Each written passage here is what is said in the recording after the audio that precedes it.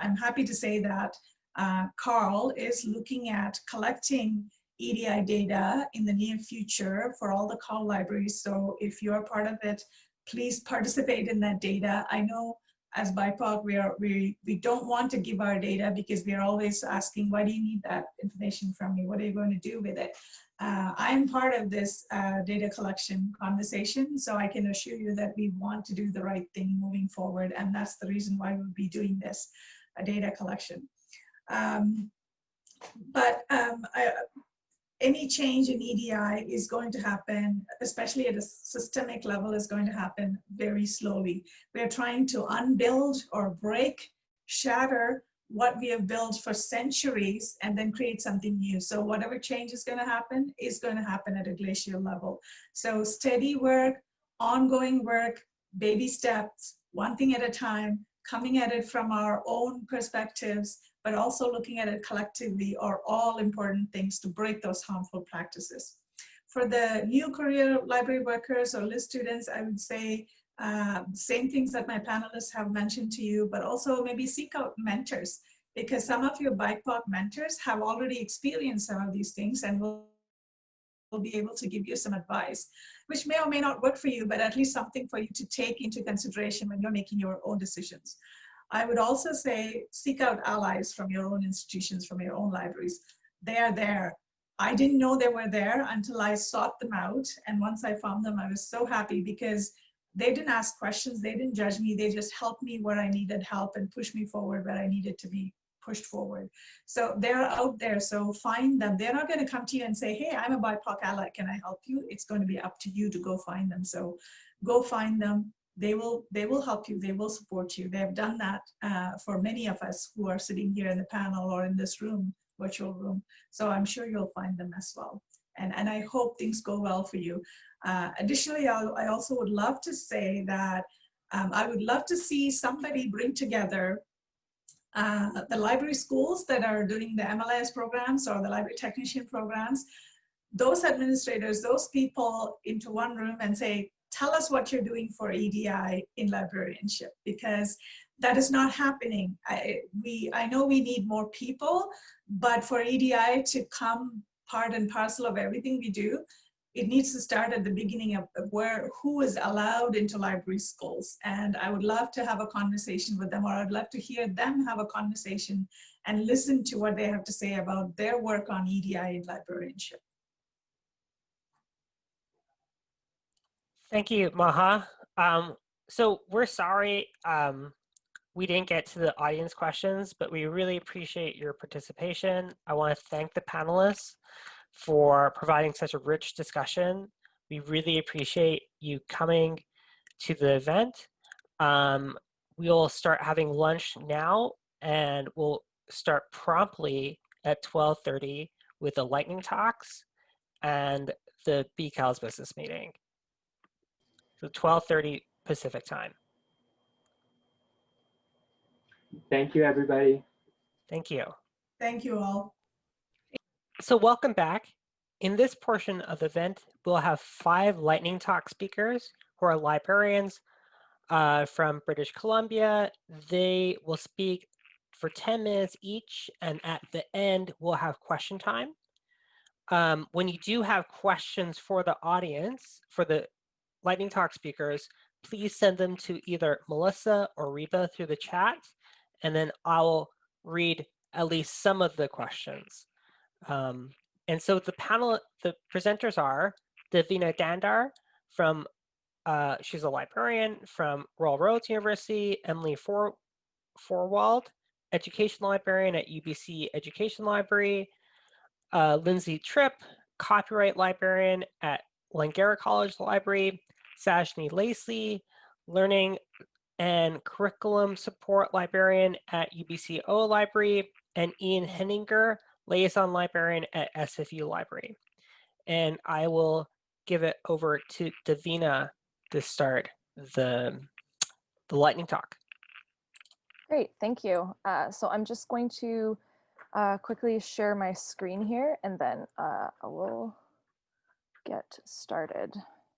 So I think everyone can see that now. Okay, so thanks for having me today. So the project that I'm working on is related to critical information literacy and critical discourse analysis. And the goal is to start exploring how to decolonize some library instruction content that I've been using over the past 3 years since I started at Royal Roads. Before I get into things, I'm really grateful to live and work on the traditional territories of the Esquimalt and Songhees peoples.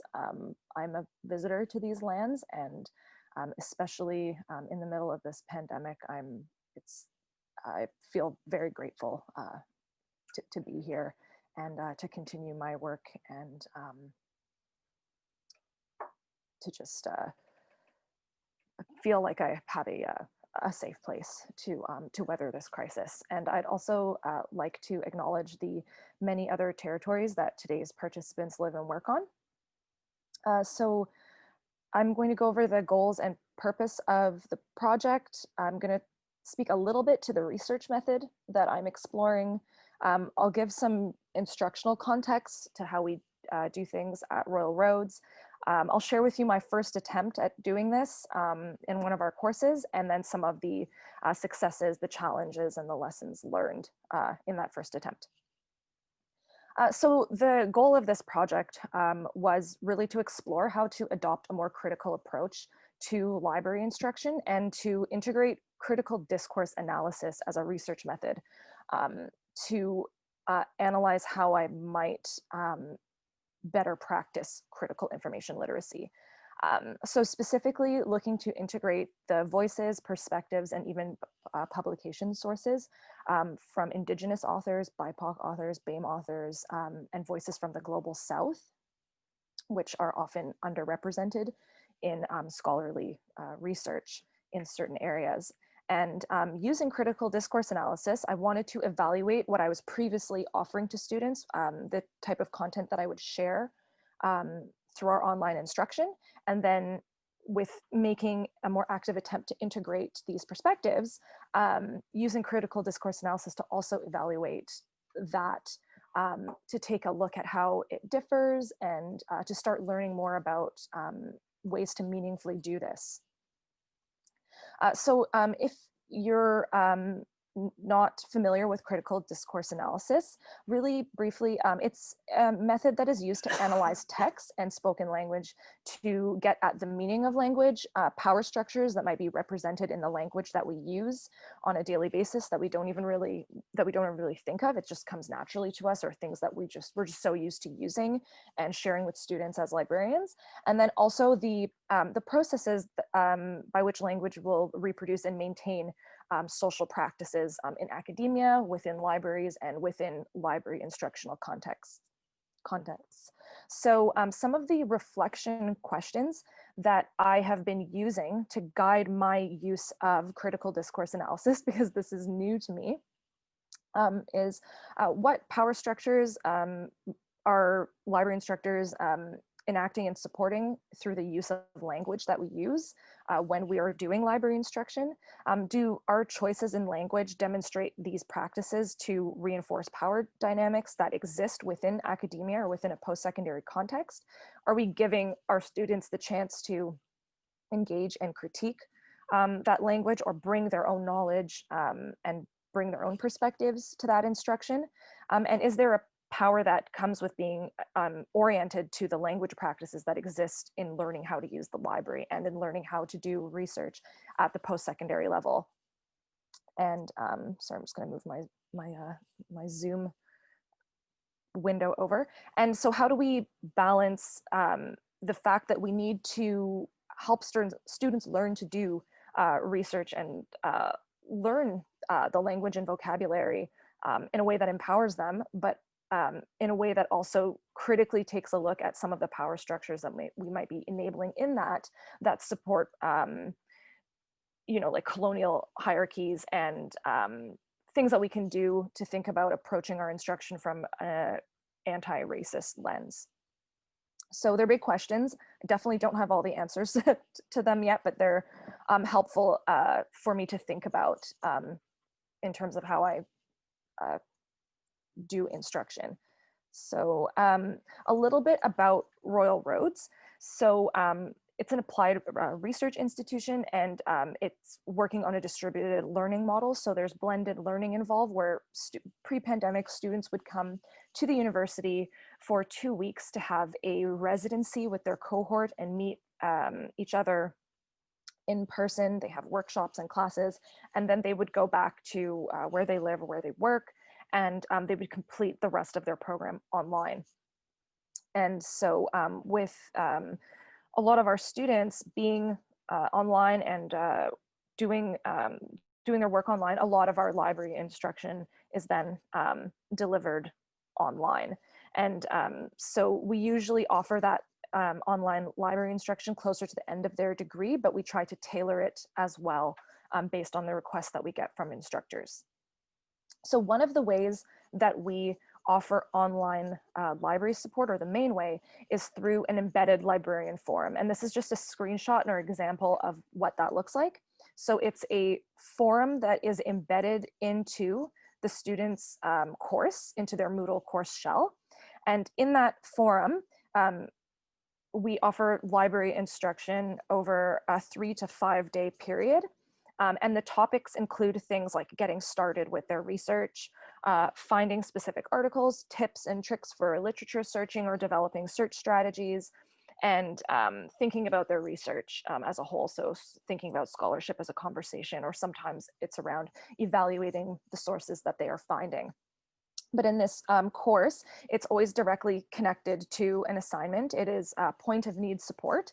So, and then our presence is usually active in that forum just before they have an assignment due. And they also have the opportunity to comment on these discussions, ask their own questions, engage with each other, and engage with the library as well. So my first attempt at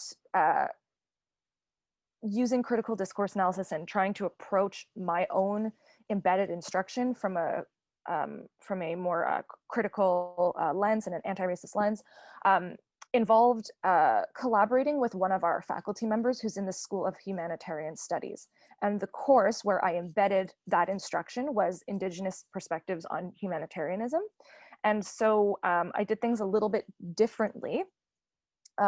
Before sharing all of my posts, I created a video. It was more of an interview style about the support that I could offer in the forum to help students find and think about Indigenous perspectives on their research and on their topic and in the course as a whole. And then just shared a little bit more about how I might be able to help students. So some of the very targeted posts for this Ask the Librarian forum were finding perspectives from Indigenous authors, finding information on Indigenous research methods, and then sourcing stories and oral documentation of history. So actually, just to go back to this screenshot here. So for example, in the bottom right-hand corner, you'll see a screenshot that I have of one of my posts in April, which was getting started with research. This time around, when I created my post on getting started with research, while I did share information about how they could find content through our library's discovery tool and Google Scholar, I also offered suggestions on how they might be able to get started with their topic and looking at Indigenous perspectives on their topic, or finding authors that might be underrepresented in their area of study, for example. Same with tips for literature searching. So I did focus a little bit more on how they might be able to find Indigenous research methods, or find information about using Indigenous research methods and methodology. So it was, so I was still giving them some